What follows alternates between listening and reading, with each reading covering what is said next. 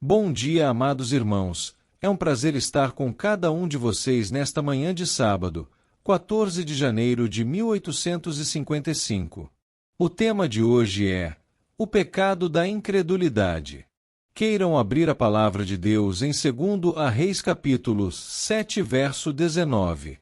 E aquele senhor respondeu ao homem de Deus, e disse: Eis que, ainda que o Senhor fizesse janelas no céu, poderia isso suceder? E ele disse: Eis que o verás com os teus olhos, porém disso não comerás. Um homem sábio pode salvar toda uma cidade. Um homem bom pode ser o meio de salvação para 1000 outros. Os santos são o sal da terra, o meio de preservação dos ímpios. Sem os piedosos como conservantes, a raça humana seria totalmente destruída. Na cidade de Samaria havia um homem justo, Eliseu, o servo do Senhor. A piedade estava completamente extinta na corte. O rei era um pecador da pior espécie. Sua iniquidade era gritante e infame. Jeorão andava nos caminhos de seu pai Acabe e fez para si deuses falsos. O povo de Samaria havia caído como seu monarca. Eles se desviaram do Senhor, abandonaram o Deus de Israel.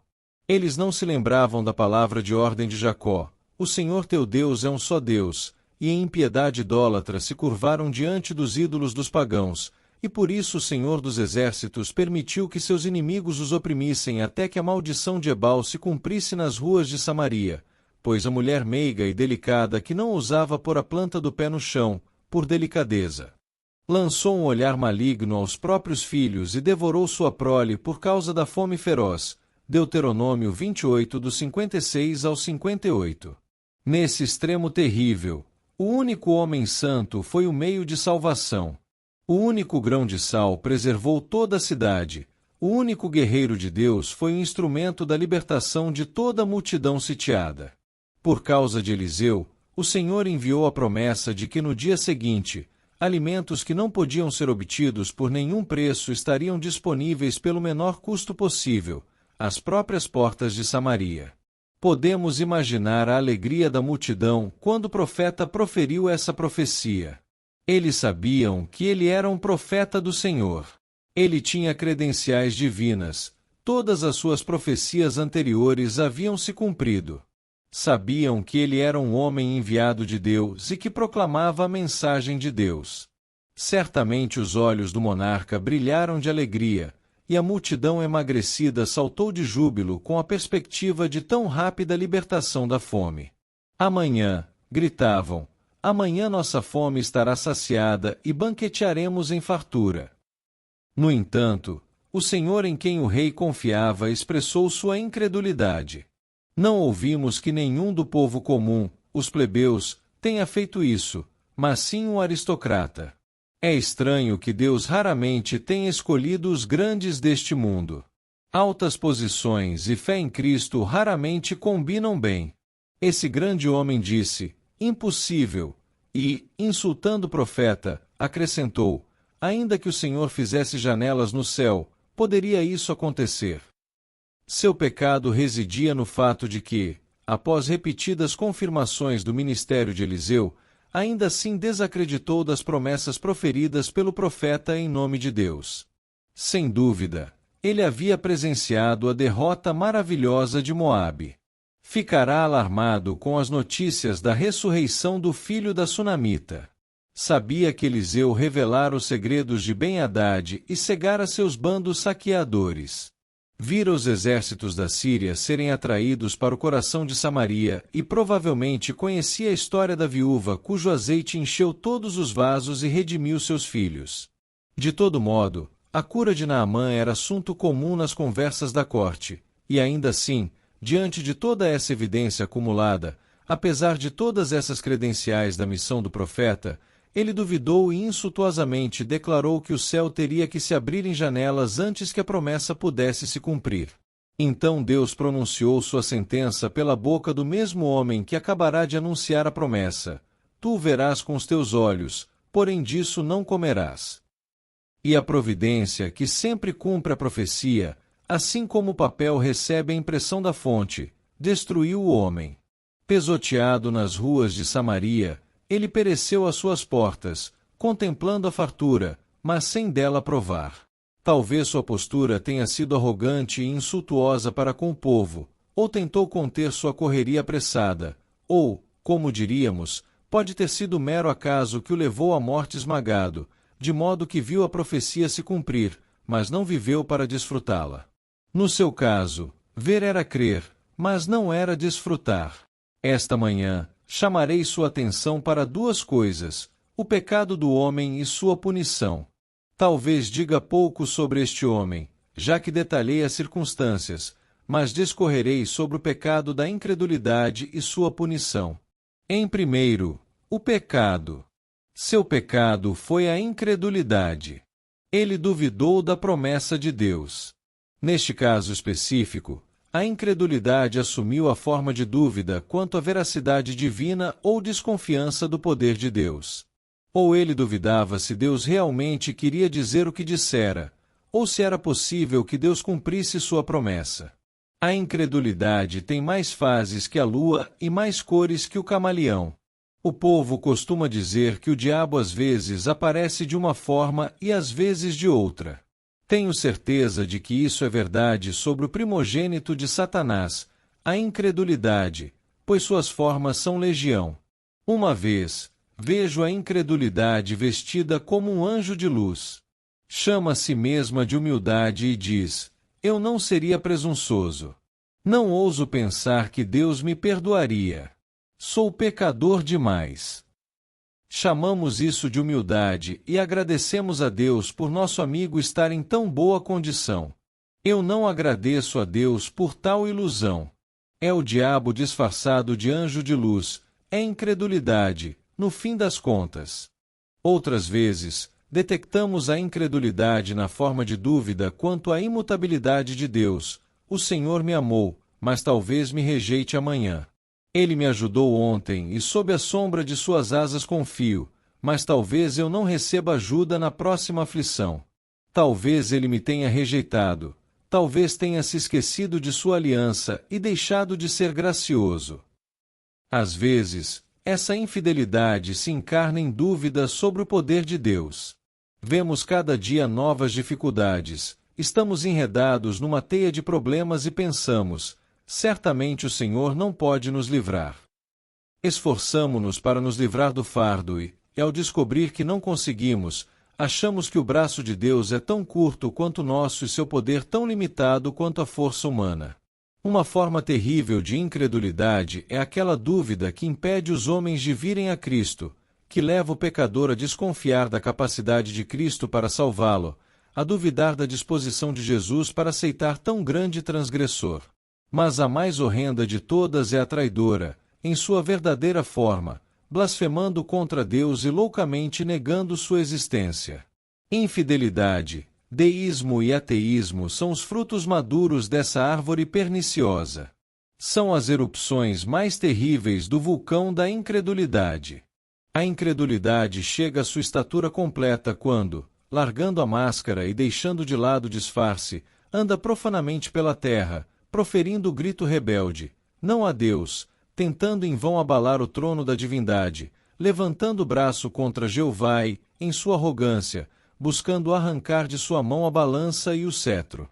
Julgar sua justiça, ser o Deus de Deus. Então, de fato, a incredulidade chegou à sua plena perfeição, e então se vê o que ela realmente é, pois a menor incredulidade é da mesma natureza que a maior. Fico espantado, e tenho certeza de que vocês também ficarão, quando eu lhes disser que há pessoas estranhas no mundo que não acreditam que a incredulidade seja pecado. Pessoas estranhas eu devo chamá-las, porque elas são sãs. Em todos os outros aspectos, essas pessoas são firmes em sua fé, mas, para tornar os artigos de sua crença coerentes, conforme imaginam, negam que a incredulidade seja pecaminosa. Lembro-me de um jovem entrando em um círculo de amigos e ministros que discutiam se era ou não pecado o homem não crer no Evangelho. Enquanto discutiam, ele disse: Senhores, estou na presença de cristãos? Vocês creem na Bíblia ou não? Eles responderam: claro que somos cristãos. Então ele disse: Não diz a Escritura, do pecado, porque não creram em mim? E não é esse o pecado condenatório dos pecadores, o fato de não crerem em Cristo. Eu jamais pensaria que pessoas fossem tão imprudentes a ponto de afirmar que não é pecado um pecador não crer em Cristo. Achei que, por mais que quisessem forçar suas opiniões, não iriam mentir para defender a verdade. E, na minha opinião, é exatamente isso que tais pessoas estão fazendo. A verdade é uma torre forte e nunca precisa ser sustentada pelo erro. A palavra de Deus permanecerá firme contra todos os artifícios humanos. Jamais inventaria um sofisma para provar que não é pecado um ímpio não crer, pois estou certo de que é, uma vez que as Escrituras me ensinam, esta é a condenação. A luz veio ao mundo, e os homens amaram mais as trevas do que a luz, e quando leio, quem não crê já está condenado, porquanto não crê no nome do unigênito Filho de Deus, afirmo, e a palavra declara, que a incredulidade é pecado. Certamente, para pessoas racionais e sem preconceitos, não deveria ser necessário argumentar para provar isso. Não é pecado uma criatura duvidar da palavra de seu Criador? Não é um crime e um insulto à divindade, eu, um átomo, uma partícula de pó, ousar negar suas palavras. Não é o auge da arrogância e o extremo do orgulho um filho de Adão dizer, ainda que em seu coração, Deus, eu duvido da tua graça. Deus, eu duvido do teu amor. Deus, eu duvido do teu poder. Ó, senhores, acreditem em mim, se pudessem reunir todos os pecados em uma única massa, se pudessem tomar o assassinato, a blasfêmia, a luxúria, o adultério, a fornicação e tudo o que é vil, e unir tudo isso em um vasto globo de corrupção negra, ainda assim, isso não se igualaria ao pecado da incredulidade. Este é o pecado soberano, a quintessência da culpa, a mistura do veneno de todos os crimes, a borra do vinho de Gomorra. É o pecado número 1, a obra-prima de Satanás, a principal obra do diabo. Esta manhã, tentarei, por um momento, mostrar a natureza extremamente maligna do pecado da incredulidade. Em primeiro lugar, o pecado da incredulidade se mostra extremamente grave quando lembramos que ele é o pai de toda outra iniquidade. Não há crime que a incredulidade não possa gerar. Creio que a queda do homem se deve muito a ela. Foi nesse ponto que o diabo tentou Eva. Ele disse a ela, é assim que Deus disse, não comereis de toda a árvore do jardim. Ele sussurrou e insinuou uma dúvida. Foi isso mesmo que Deus disse? Como quem diz, você tem certeza de que ele disse isso? Foi por meio da incredulidade, aquela parte fina da cunha, que o outro pecado entrou, a curiosidade, e todo o resto se seguiu. Ela tocou o fruto e a destruição entrou no mundo. Desde então, a incredulidade tem sido o progenitor prolífico de toda a culpa. Um incrédulo é capaz dos crimes mais vis já cometidos. Incredulidade, senhores. Foi ela que endureceu o coração de Faraó, deu licença à língua blasfema de Rabsaqué. Sim, tornou-se deicida e assassinou Jesus. Incredulidade. Ela afiou a faca do suicida. Misturou muitos cálices de veneno, levou milhares à forca, e muitos a uma sepultura vergonhosa, que se mataram e correram com mãos ensanguentadas ao tribunal de seu Criador, por causa da incredulidade. Dê-me um incrédulo, se eu souber que ele duvida da palavra de Deus, se eu souber que ele desconfia da promessa e da ameaça divina, então, com isso como premissa, concluirei que esse homem, mais cedo ou mais tarde, a menos que haja um poder restritivo extraordinário sobre ele, será culpado dos crimes mais impuros e sombrios.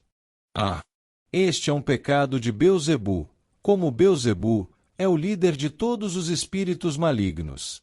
Disse de Jeroboão que ele pecou e fez Israel pecar, e pode-se dizer da incredulidade que ela não apenas peça, mas também faz outros pecarem. É o ovo de todo crime, a semente de toda transgressão. Na verdade, tudo que é mau e vil está contido nessa única palavra, incredulidade. E deixe-me dizer aqui que a incredulidade no cristão é da mesma natureza que a incredulidade no pecador. Não tem o mesmo desfecho final, pois será perdoada no cristão. Sim, já está perdoada, foi lançada sobre a cabeça do bode emissário no passado. Foi apagada e expiada, mas é da mesma natureza pecaminosa. Na verdade, se há um pecado mais hediondo que a incredulidade de um pecador, é a incredulidade de um santo. Pois um santo duvidar da palavra de Deus, um santo desconfiar de Deus após inumeráveis demonstrações de seu amor, após 10.000 provas de sua misericórdia, isso supera tudo. No santo, além disso, a incredulidade é raiz de outros pecados. Quando minha fé for perfeita, serei perfeito em tudo mais. Sempre cumprirei os preceitos se sempre crer nas promessas. Mas é porque minha fé é fraca que eu peco. Coloque-me em meio a problemas, e se eu puder cruzar os braços e dizer, Jeová Jiré, o Senhor proverá, você não me verá usar meios errados para escapar deles. Mas, se eu estiver em dificuldades materiais e desconfiar de Deus, o que acontece?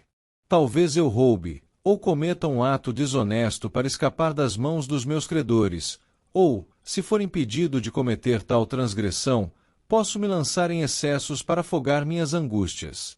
Uma vez retirada a fé, as rédeas se rompem, e quem pode montar um cavalo selvagem sem freio ou cabresto? Seríamos como a carruagem do sol com Faetonte como condutor, se estivéssemos sem fé. A incredulidade é mãe do vício, é o pai do pecado, e por isso eu digo que é um mal pestilento, um pecado mestre. Em segundo lugar, a incredulidade não apenas gera, mas alimenta o pecado. Como é que os homens conseguem continuar em seu pecado mesmo sob os trovões do pregador do Sinai? Como é que, quando um Boanerges está no púlpito e, pela graça de Deus, clama em alta voz, maldito todo aquele que não perseverar em todas as palavras desta lei, como é que, mesmo ouvindo as terríveis ameaças da justiça divina, o pecador continua endurecido e segue por seus caminhos malignos? Eu te direi, é porque a incredulidade nessa ameaça impede que ela tenha qualquer efeito sobre ele. Quando nossos sapadores e mineiros vão trabalhar ao redor de Sebastopol, eles não poderiam operar diante dos muros se não tivessem algo que os protegesse dos tiros. Então, eles constroem trincheiras atrás das quais podem fazer o que quiserem. Assim também é com o homem ímpio. O diabo lhe dá a incredulidade. Ele então levanta uma trincheira e encontra refúgio atrás dela. Ah, pecadores, quando o Espírito Santo derruba a vossa incredulidade, quando ele traz a verdade com demonstração e poder, como a lei opera sobre a alma. Se o homem apenas cresce que a lei é santa, que os mandamentos são santos, justos e bons, como ele tremeria sobre a boca do inferno. Não haveria sentar e dormir na casa de Deus, nem ouvintes descuidados, nem sair da igreja e logo esquecer de que tipo de pessoas são. Oh! Uma vez eliminada a incredulidade, como cada bala disparada pelas baterias da lei cairia sobre o pecador, e muitos seriam os mortos do Senhor. E, novamente, como é que os homens conseguem ouvir o chamado da cruz do Calvário e ainda assim não veem a Cristo? Como é que, quando pregamos sobre os sofrimentos de Jesus e concluímos dizendo, ainda há lugar, como é que, mesmo falando de sua cruz e paixão, os homens não se quebrantam de coração? Disse: a lei e os terrores só endurecem, enquanto operam sozinhos. Mas o senso do perdão comprado com sangue dissolve um coração de pedra. Creio que a história do Calvário é suficiente para partir uma rocha. Rochas se fenderam quando viram Jesus morrer. Penso que a tragédia do Gólgota é suficiente para fazer uma pederneira jorrar lágrimas e levar o mais endurecido miserável a chorar os olhos em gotas de amor penitente. E ainda assim nós lhes contamos, repetidas vezes, mas quem chora por isso? Quem se importa? Senhores, vocês se sentam tão indiferentes como se isso não tivesse importância alguma para vocês. Oh! Contemplai e vede todos vós que passais. Não vos importa que Jesus tenha morrido? Vocês parecem dizer, não importa. Qual a razão disso? Porque há incredulidade entre vocês e a cruz. Se houvesse, se não fosse por esse véu espesso entre você e os olhos do Salvador, seus olhares de amor o derreteriam. Mas a incredulidade é o pecado que impede o poder do Evangelho de agir no pecador, e não é até que o Espírito Santo derrube essa incredulidade, não é até que o Espírito Santo rasgue essa infidelidade e a remova por completo, que podemos ver o pecador vir e depositar sua confiança em Jesus. Mas há um terceiro ponto. A incredulidade incapacita o homem para a prática de qualquer boa obra. Tudo o que não provém de fé é pecado, é uma grande verdade em mais de um sentido. Sem fé é impossível agradar a Deus. Você nunca me ouvirá dizer uma palavra contra a moralidade. Nunca me ouvirá dizer que a honestidade não é uma coisa boa ou que a sobriedade não é uma coisa boa. Pelo contrário, direi que são coisas louváveis. Mas direi o que afirmo depois. Direi que elas são como os búzios de Hindustão, podem ter valor entre os indianos, mas não servem na Inglaterra. Essas virtudes podem ter valor aqui embaixo, mas não no alto. Se você não tiver algo melhor do que a sua própria bondade, nunca chegará ao céu. Algumas tribos indígenas usam tiras de pano como dinheiro, e eu não criticaria isso se vivesse entre elas. Mas, vindo para a Inglaterra, tiras de pano não bastam. Assim também a honestidade, sobriedade e coisas semelhantes podem ser muito boas entre os homens, e quanto mais você tiver delas, melhor. Eu exorto, tudo que for amável, puro e de boa fama, tenha isso, mas elas não são suficientes diante de Deus. Todas essas coisas, reunidas sem fé, não agradam a Deus. Virtudes sem fé são pecados branqueados. Obediência sem fé, se é que é possível, é uma desobediência dourada. Não crer anula tudo. É a mosca no unguento, o veneno no pote. Sem fé, todas as virtudes da pureza, toda a benevolência da filantropia, toda a bondade da compaixão altruísta, todos os talentos do gênio, com toda a bravura do patriotismo e toda a firmeza de princípios, sem fé é impossível agradar a Deus. Você vê, então, quão má é a incredulidade, porque impede os homens de realizar boas obras. Sim, até mesmo nos próprios cristãos, a incredulidade os incapacita. Deixe-me contar-lhe uma história, um episódio da vida de Cristo. Um certo homem tinha um filho aflito, possesso por um espírito maligno. Jesus estava no Monte Tabor, transfigurado, então o pai levou seu filho aos discípulos. O que fizeram os discípulos? Disseram, nós o expulsaremos. Impuseram as mãos sobre ele e tentaram, mas sussurravam entre si, temos medo de não conseguir. Logo o menino começou a espumar pela boca, se debatia e se jogava no chão, em convulsões. O espírito demoníaco dentro dele ainda estava vivo. O diabo permanecia lá. De nada adiantaram os repetidos exorcismos. O espírito maligno permaneceu como um leão em sua caverna, e os esforços deles não puderam expulsá-lo.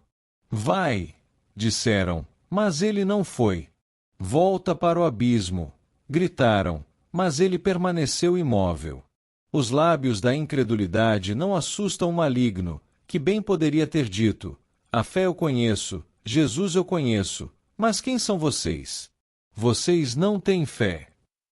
Se tivessem fé, ainda que do tamanho de um grão de mostarda, poderiam ter expulsado o diabo, mas sua fé havia desaparecido, e por isso nada puderam fazer. Veja também o caso do pobre Pedro. Enquanto tinha fé, Pedro andou sobre as ondas do mar.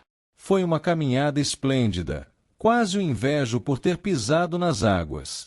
Ora, se a fé de Pedro tivesse continuado firme, ele poderia ter atravessado o Atlântico até a América caminhando sobre as ondas. Mas, de repente, veio uma onda por trás dele e ele pensou, essa vai me arrastar. E depois outra à frente, e ele exclamou, essa vai me cobrir. E pensou: como fui tão presunçoso a ponto de andar sobre essas águas? Pedro afundou. A fé era o salva-vidas de Pedro, era o seu amuleto, foi o que o manteve de pé, mas a incredulidade o afundou. Você sabia que você e eu, por toda a vida, teremos que andar sobre as águas? A vida de um cristão é sempre andar sobre as águas. A minha é, e cada onda poderia engolir e destruir, mas a fé o sustenta. No momento em que você deixa de crer, é nesse momento que o sofrimento entra, e você afunda. Oh! Por que duvidar, então? A fé alimenta todas as virtudes, a incredulidade assassina cada uma delas. Milhares de orações foram estranguladas na infância pela incredulidade. A incredulidade cometeu infanticídio. Ela assassinou muitas petições recém-nascidas. Muitos cânticos de louvor, que teriam elevado o coro dos céus, foram sufocados por um murmúrio incrédulo. Muitas iniciativas nobres, concebidas no coração, foram arruinadas antes mesmo de nascerem, por causa da incredulidade. Muitos homens teriam sido missionários, teriam se levantado e pregado ousadamente o evangelho de seu mestre, mas foram impedidos pela incredulidade. Basta que um gigante se torne incrédulo, e ele se torna um anão. A fé é o cabelo de Sansão no cristão, corte-o, e você pode arrancar-lhe os olhos, e ele não poderá fazer mais nada. Nossa próxima observação é: a incredulidade tem sido severamente punida. Voltemos às Escrituras. Eu vejo um mundo todo belo e formoso, montanhas sorrindo ao sol e campos se alegrando na luz dourada. Vejo donzelas dançando e jovens cantando. Que visão encantadora! Mas eis que um ancião respeitável levanta a mão e clama: um dilúvio virá para inundar a terra, as fontes do grande abismo se romperão, e todas as coisas serão cobertas. Vejam ali a arca. Por 120 anos trabalhei com estas mãos para construí-la. Fujam para ela e estarão salvos. Ahá! Velho tolo, afaste-se com suas profecias vazias. Ahá! Vamos ser felizes enquanto podemos. Quando o dilúvio vier, então construiremos uma arca, mas não há dilúvio algum vindo. Conte isso para os tolos, não acreditamos nessas coisas. Veja os incrédulos prosseguirem em sua dança alegre. Escute, incrédulo. Você não ouve esse ruído estrondoso? As entranhas da terra começaram a se mover, suas costelas rochosas estão sendo forçadas por convulsões internas. Eis que se rompem sob a pressão imensa, e dali jorram torrentes jamais vistas desde que Deus as escondeu no seio do mundo. O céu se rasga. Não chovem gotas, mas nuvens inteiras descem. Uma catarata, como a do velho Niágara, rola do céu com um estrondo poderoso. Ambos os firmamentos, o abismo abaixo e o abismo acima, apertam-se as mãos. E agora, incrédulos, onde estão vocês? Ali está o último sobrevivente. Um homem, com sua esposa agarrada à cintura, está em pé sobre o último cume acima das águas. Vê ele ali. A água já chega à sua cintura. Ouça seu último grito. Ele flutua, está afogado. E quando Noé olha da arca, não vê nada. Nada. É um vazio profundo. Os monstros marinhos se abrigam nos palácios dos reis. Tudo foi destruído, coberto, afogado. O que causou isso? O que trouxe o dilúvio à terra? Incredulidade. Pela fé Noé escapou do dilúvio. Pela incredulidade os demais foram afogados. E você não sabe que a incredulidade impediu Moisés e Arão de entrarem em Canaã? Eles não honraram a Deus, feriram a rocha quando deviam ter falado com ela. Eles não creram, e por isso veio sobre eles o castigo. Não herdariam a boa terra pela qual tanto trabalharam e lutaram. Deixe-me levá-lo aonde Moisés e Arão viveram, ao vasto e rugidor deserto. Caminhemos por ele por algum tempo. Filhos dos pés cansados, seremos como os beduínos errantes, trilharemos o deserto por um instante. Ali está uma carcaça esbranquiçada ao sol, ali outra, e ali mais uma. O que significam esses ossos branqueados? O que são esses corpos? Ali um homem, ali uma mulher. O que são todos esses cadáveres? Como vieram parar aqui? Certamente algum grande acampamento foi dizimado de uma só vez por alguma praga ou massacre. Ah, não, não. Aqueles ossos são de Israel. Esses esqueletos são das antigas tribos de Jacó. Eles não puderam entrar por causa da incredulidade. Não confiaram em Deus. Os espias disseram que não conseguiriam conquistar a terra. A incredulidade foi a causa de sua morte. Não foram os anaquins que destruíram Israel, nem o deserto rugidor que os devorou, nem o Jordão que os impediu de entrar em Canaã, tampouco os heveus ou jebuseus os mataram. Foi somente a incredulidade que os manteve fora de Canaã. Que sentença terrível! Após 40 anos de caminhada, não puderam entrar por causa da incredulidade. Sem multiplicar os exemplos, lembre-se de Zacarias. Ele duvidou, e o anjo o deixou mudo. Sua boca foi fechada por causa da incredulidade. Mas se você quiser ver o pior retrato dos efeitos da incredulidade, se quiser ver como Deus a puniu, devo levá-lo ao cerco de Jerusalém, que o pior massacre que o tempo já viu, quando os romanos destruíram os muros até o chão e passaram todos os habitantes ao fio da espada, ou os venderam como escravos nas praças públicas. Você nunca leu sobre a destruição de Jerusalém por Tito? Nunca se debruçou sobre a tragédia de Massada, quando os judeus preferiram se matar uns aos outros a cair nas mãos dos romanos? Você não sabe que até hoje o judeu caminha pela terra como um errante, sem lar e sem pátria? Ele foi cortado, como um ramo arrancado da videira. E por quê? Por causa da incredulidade. Cada vez que você vê um judeu com um semblante triste e sombrio, cada vez que você o nota como um habitante de outra terra, caminhando como exilado em nosso país, cada vez que você o vê, pare e diga: ah! Foi a incredulidade que te levou a assassinar o Cristo, e agora te fez um andarilho, e somente a fé no Nazareno crucificado, poderá te trazer de volta à tua terra e restaurar sua antiga grandeza. A incredulidade, veja bem, carrega a marca de Caim em sua testa. Deus a odeia, Deus já a golpeou duramente e, no final, Deus a esmagará. A incredulidade desonra a Deus. Todo outro pecado fere o território divino, mas a incredulidade ataca diretamente sua divindade, acusa sua veracidade, nega sua bondade, blasfema contra seus atributos, calúnia seu caráter. Portanto, de todas as coisas, Deus odeia primeiro e principalmente a incredulidade, onde quer que ela esteja. E agora, para encerrar este ponto, pois já me estendi demais, permita-me observar que você perceberá a natureza hedionda da incredulidade neste fato. Ela é o pecado que condena. Há um pecado pelo qual Cristo nunca morreu, é o pecado contra o Espírito Santo.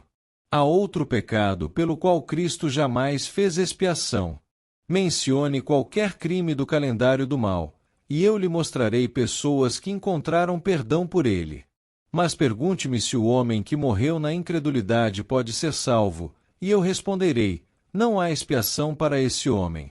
Há expiação feita pela incredulidade de um cristão, porque é temporária, mas a incredulidade final, a incredulidade com a qual o homem morre, nunca foi expiada. Você pode folhear este livro todo, e não encontrará nenhuma expiação para o homem que morreu incrédulo, não há misericórdia para ele. Se ele tivesse sido culpado de qualquer outro pecado, bastaria que cresce, e teria sido perdoado. Mas esta é a exceção condenatória. Ele não teve fé. Demônios, agarrem-no. Ó espíritos do abismo, arrastem-no para seu destino. Ele é incrédulo e sem fé, e esses são os inquilinos para os quais o inferno foi construído.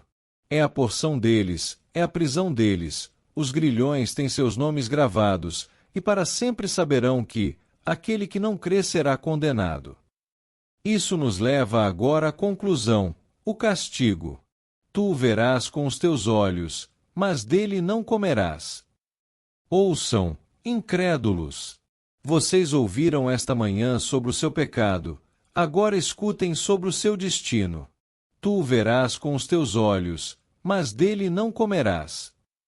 Assim frequentemente ocorre até mesmo com os santos de Deus. Quando estão incrédulos, veem a misericórdia com os olhos, mas não a desfrutam. Agora, aqui há trigo nesta terra do Egito, mas há alguns dos santos de Deus que vêm aqui aos domingos e dizem: não sei se o Senhor estará comigo ou não.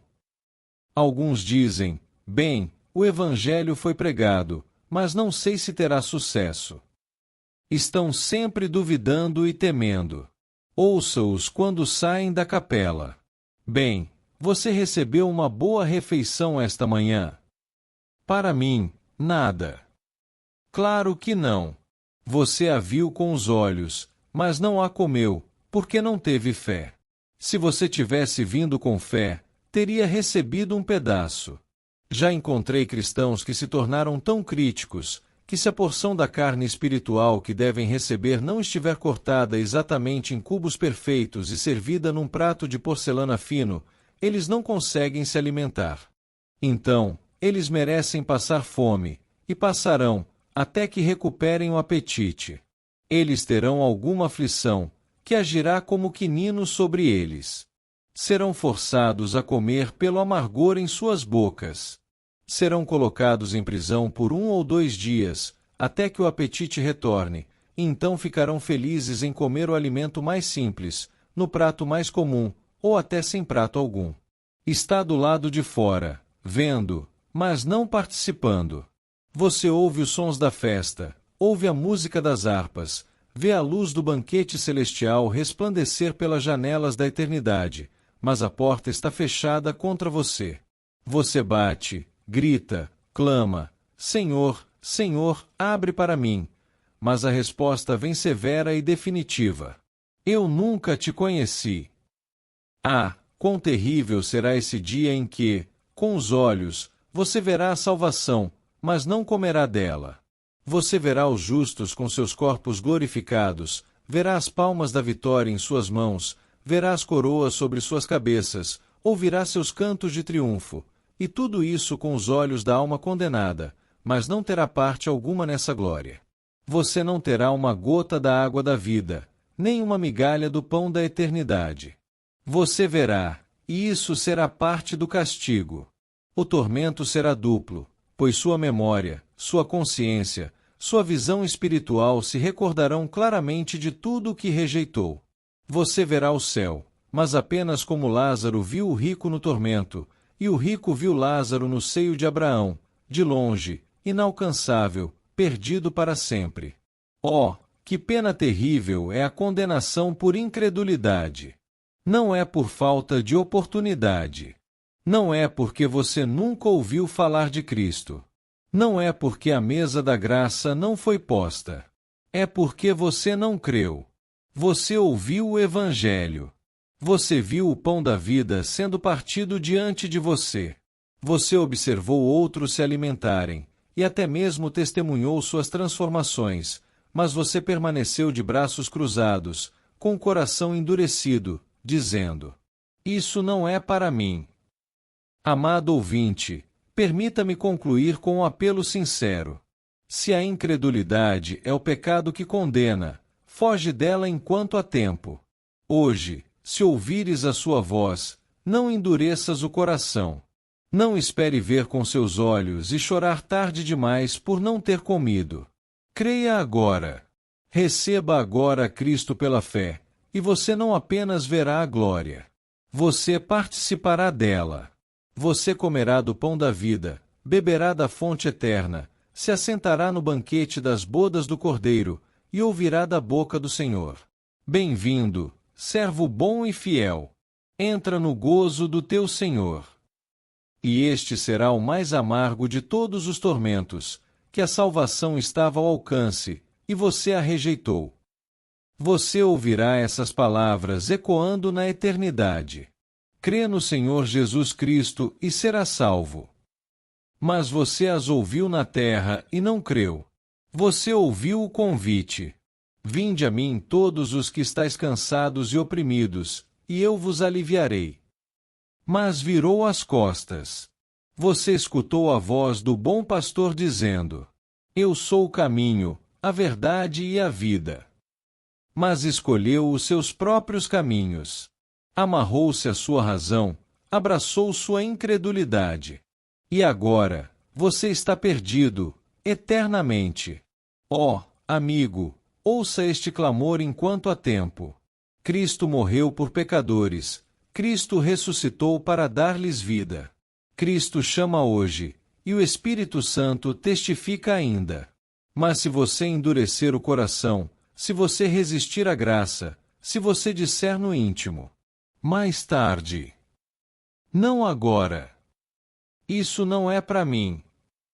Então chegará o dia em que você verá a porta fechada, verá o Salvador glorificado, verá os santos celebrando no banquete celestial. Mas não comerá disso. Você verá, mas não entrará. Conclusão: este sermão não é apenas uma mensagem de advertência. É um clamor de amor. Jesus ainda salva. O Espírito ainda convence. O Pai ainda espera o Filho pródigo retornar. Não espere pelo amanhã. Hoje é o dia aceitável. Hoje é o tempo da salvação. Creia no Senhor Jesus Cristo. Confie agora, enquanto o Evangelho está diante de você, enquanto o banquete ainda está posto, enquanto há lugar à mesa. E você não apenas verá o reino, mas se assentará nele, comerá com o Rei, e viverá para sempre com ele. Amém.